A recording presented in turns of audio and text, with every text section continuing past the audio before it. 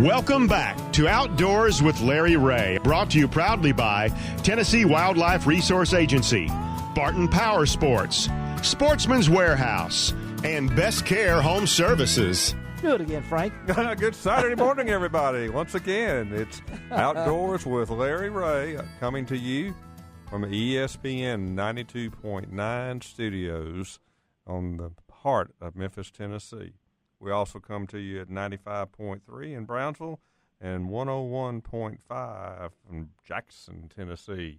We're all over. We're all over. We're all over. So introduce me. So without any other ado, the man that knows everything about outdoors, the one and the only Larry Ray. Well, I hate to tell you, but he just left. So and we're also on 790 AM if you want to know that too. We'll throw in that too, Frank, to let you know that. Hey, appreciate Frank Barton being here this morning. Thank you for being here. Frank is a co-host, and we also got Shelby McCall, who in a couple of weeks will take over the full duties of being the show producer, and we'll let the short timer go. Greg Ratliff is sitting over there too. It's the first time I've ever had one-on-one producers, which gets kind of nervous here, Frank. I'm going to let Shelby take care of me. I'll let Greg take care of you. We've been talking Grizzlies when we've been off air. Yeah, the Grizzlies. Okay. Hey, we're going to talk a little fishing. We've had a lot of fun talking fishing this morning. Back in June, this young man stepped right out of the fire into the frying pan, so to speak, but he did the smart thing. He took and got his college education at the University of South Carolina, where he's a Bachelor in Science and Business Administration Management. And I think more importantly, for today's professional bass angler, he's got marketing in there. That's an important part. And we're glad to have with us on this morning's show. That is Patrick Walters, and he is from Summerville, South Carolina, based out of Latson, they said in the tournament thing. But good morning there, Patrick. Good morning, guys. It takes Frank and Larry, I'm happy to be here with you guys. I want you to remember this. That year when you win the Classic, and you look back, that little old man in Memphis called you and talked with you, okay? Because of course, anytime you want, you're always free to give me a call. Well, I'll be happy to help out anytime. Well, appreciate you doing this. We have a real policy on Outdoors with Larry Ray. We really cover the FLW and the BASS, and my good friend Jamie Day Matthews, at least that's her name for now until she gets married in October, sets up a lot of great interviews, and she said, you need to talk to Patrick Walters. He is relatively new, but I wouldn't say he's new really, because he won't be 24 until August the 30th. Is that right? Yes, sir. 24 in August. Amazing. But do you feel like a veteran? I mean, you came out of the college ranks.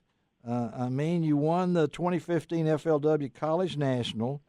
You got ninth place in the 2017 FLW College in Lake Seminole, and you've been on the Carhartt Bassmaster College circuit. So here you come, and you go straight down to the Red River, and look what's happened down there. So talk a little bit about the transition from college into the professional ranks. Man, it's a big transition, But tell you the truth, without college, I wouldn't be where I'm at today.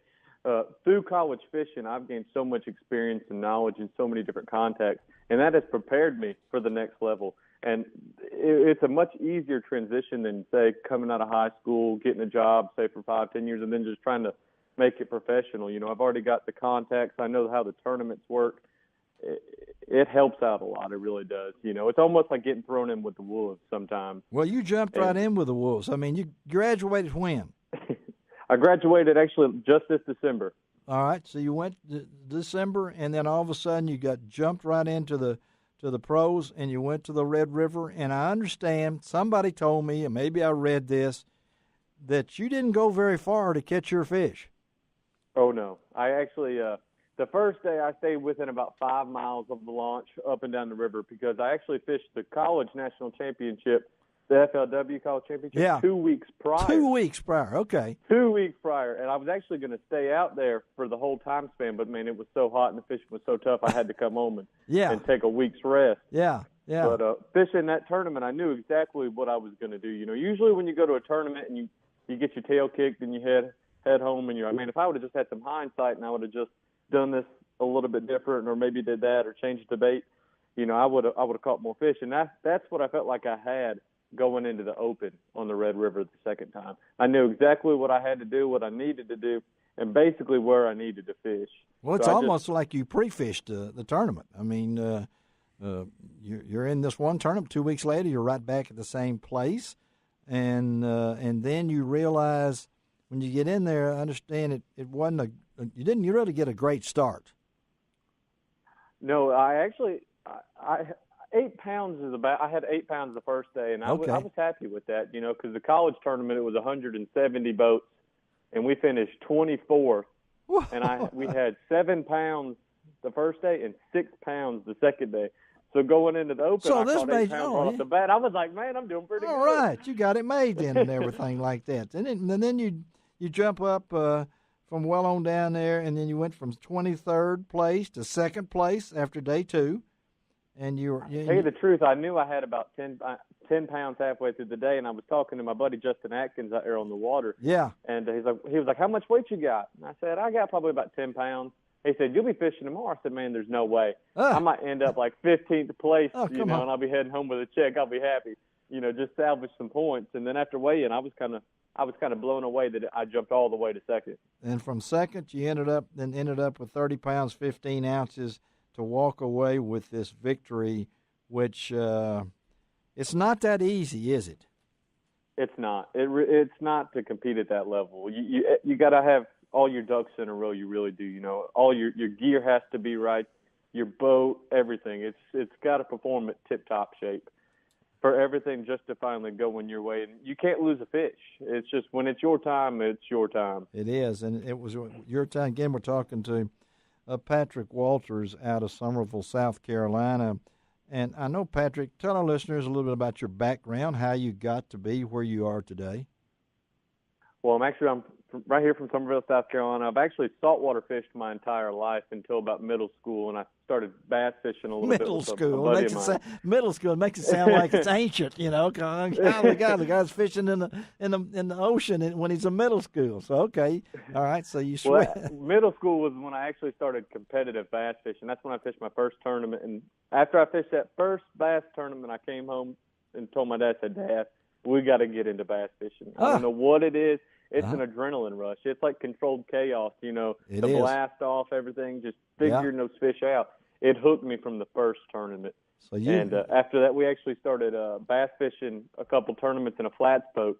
And then we liked it so much, we went ahead and bought us a bass boat. And, man, it's been, I don't know if you say uphill or downhill from there, but it's been full of fishing. So it's your dad, is that who you look to that has helped you launch your career? Of course. You and your dad pretty close? Oh, yeah, we're very close. Actually, he's my team partner, my travel partner. If I'm fishing anywhere, I'm fishing with my dad probably. And his name? His name's Todd Walters, and he actually fished as a co-angler in the Red River at the Open. Oh, he finished 7th place. Did he really? We both got a top 10 at that tournament. Now, they didn't tell me that. That's got to be pretty close to a first like that and everything. But you knew in college you wanted to get that degree. So tell our listeners, we got some young folks that might be listening to the show today and say, man, he's living the dream life and everything. Tell about the merits of getting that degree. Tell you the truth, when I was in high school, some college guys came down to a club. They just started the bass team at the University of South Carolina. I saw those guys, and I just idolized them. That was, to me, that was the coolest thing I've ever seen. I thought, man, they got a bass fishing team. And my mom, she was going to make me get that education. And tell you the truth, I don't know if I'd have graduated if it wasn't for bass fishing, because that made me stay there all 4 years. It made me want to finish school, because Monday through Thursday, I was in the library hitting the books. Yes. Thursday through Sunday, I was out on the water somewhere. We were getting ready for a tournament. And it is the best option and route for kids these days growing up. It's high school and college fishing. It keeps you in school. It makes you work hard. You're with a great group of guys. It was a fraternity for us, basically. It was all your best friends. We were all fishing together, and we got through school together. And then on the weekends, we're fishing somewhere. Well, I know our good friend Gary Mason, who coaches at Bethel University Wildcats. Oh, yes, sir. Are fishing this weekend in a big tournament. And I know that what they've done to bass fishing and from our little school here in West Tennessee, and to see now, you know, when I was going to college at the University of Arkansas, I don't think we had a bass fishing team. No, we didn't. And I know we didn't. We were more into football and things like that. And I've already talked off the air to Patrick. We don't need to talk about any more football. Okay, I mean, he just told me his mom's a Clemson grad and you're the South Carolina guy. So I don't know how that comes down the family. But talk about what's up next for you. What's ahead? I'm getting the boat packed up right now. I'm heading to the next Eastern Open on Lake Champlain in New York. I think I'm going to head there about Tuesday next week. Uh-huh. And so it's time for that northern swing, time to go catch a little smallmouth. And then from there we got Logan Martin and Douglas, and then actually the championship on Table Rock in Missouri. That's the one I'm really looking forward to. And then down the road, of course, you're looking for that tournament starts with, it's called the Classic. That's the big goal. That's the one circled on the chalkboard, you know. Okay, well, your chalkboard's going to be long. I can tell you that right now, because if you start with a victory like this, Patrick, thank you for being on with us this morning. Great talking to you.